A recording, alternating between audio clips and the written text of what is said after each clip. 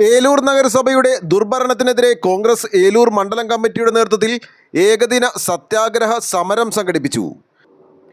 ഏലൂർ നഗരസഭയുടെ ദുർഭരണത്തിനെതിരെയും കുടിവെള്ളക്ഷാമത്തിന് പരിഹാരം കാണുക, നഗരസഭാ റോഡുകളുടെ ശോചനീയാവസ്ഥ പരിഹരിക്കുക, വായുജല മലിനീകരണം തടയുന്നതിന് നഗരസഭ മുൻകൈ എടുക്കാത്തതിനെതിരെയും നഗരസഭയിൽ നടത്തിയിട്ടുള്ള പദ്ധതി പ്രവൃത്തികളുടെ അഴിമതി വിജിലൻസ് അന്വേഷിക്കുക, ഏലൂർ ഫെറി ചേരാനെല്ലൂർ പാലം ഉടൻ യാഥാർത്ഥ്യമാക്കുക എന്നീ ആവശ്യങ്ങൾ ഉന്നയിച്ചുകൊണ്ടാണ് ഇന്ത്യൻ നാഷണൽ കോൺഗ്രസ് ഏലൂർ മണ്ഡലം കമ്മിറ്റിയുടെ നേതൃത്വത്തിൽ സത്യാഗ്രഹ സമരം സംഘടിപ്പിച്ചത്.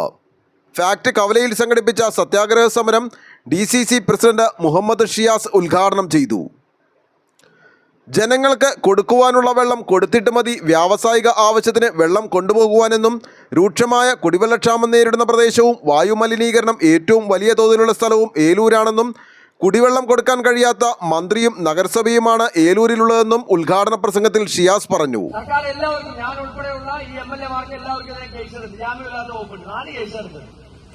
പള്ളി പോയി പറഞ്ഞാൽ മതി, ഇനി ഈ കേസല്ല പിടിച്ച് അകത്തിട്ടാലും ആ പദ്ധതി നടപ്പിലാകില്ല.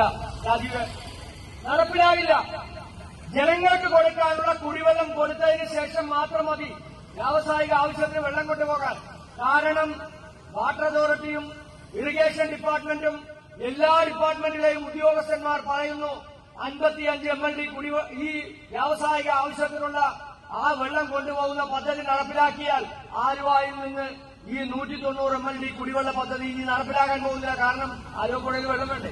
ഈ റോഡുകളെല്ലാം പൊട്ടിപ്പൊളിഞ്ഞ് കിടക്കുകയല്ലേ. നല്ല റോഡുകൾ ഉണ്ടായിരുന്നത് മുഴുവൻ കുഴിയെടുത്ത് പൈപ്പിടുന്നതിന് വേണ്ടി, ജൽജീവൻ മിഷന്റെ ഭാഗമായി പൈപ്പിടുന്നതിന് വേണ്ടി ആ റോഡുകളെല്ലാം വെട്ടിപ്പൊളിച്ചിട്ട് ആ റോഡുകൾ നന്നാക്കാനുള്ള ഒരു നടപടിയും ഈ മന്ത്രിയുടെ ഭാഗത്ത് നിന്നോ ഈ അധികാരികളുടെ ഭാഗത്ത് നിന്നോ നഗരസഭയുടെ ഭാഗത്ത് നിന്നോ ഉണ്ടായിട്ടില്ല എന്നുള്ളതാണ്. എത്ര റോഡുകളാണ് വെട്ടിപ്പൊളിച്ചിട്ടിരിക്കുന്നത്?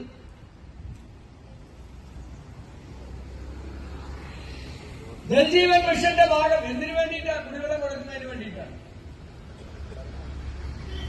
പൈപ്പിടുന്നതല്ലാതെ എവിടെ നിന്നാണ് കുടിവെള്ളം കൊണ്ടുവന്ന് കൊടുക്കുന്നത്? ഇവിടെ രൂക്ഷമായ കുടിവെള്ളക്ഷാമമുള്ള പ്രദേശമാണ് ഏലൂര്. വായുമലിനീകരണം ഏറ്റവും വലിയ തോതിൽ രാജ്യത്തും ലോകത്തും വായുമലിനീകരണം കൂടുതലുള്ള സ്ഥലമാണ് ഏലൂര്.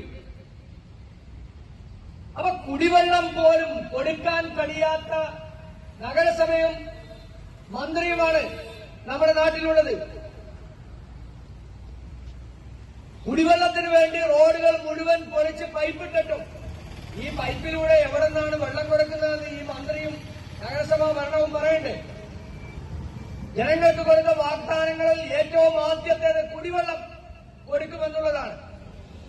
ഈ നിയോജക മണ്ഡലത്തിലെ കുന്നുകര എടുത്താലും കരുവാലൂർ എടുത്താലും ആലങ്ങാട് എടുത്താലും കളമശ്ശേരി എടുത്താലും ഈ വേനൽ ആരംഭിക്കുന്ന ഈ സമയത്ത്, മഴക്കാലത്ത് പോലും കുടിവെള്ളക്ഷാമം ഉണ്ടായിരുന്നു. മഴക്കാലത്ത് പോലും ഈ വേനൽ ആരംഭിക്കുന്ന ഈ സമയത്ത് രൂക്ഷമായ പ്രശ്നമാണ് ഈ നാട്ടിലുണ്ടാകുന്നത്.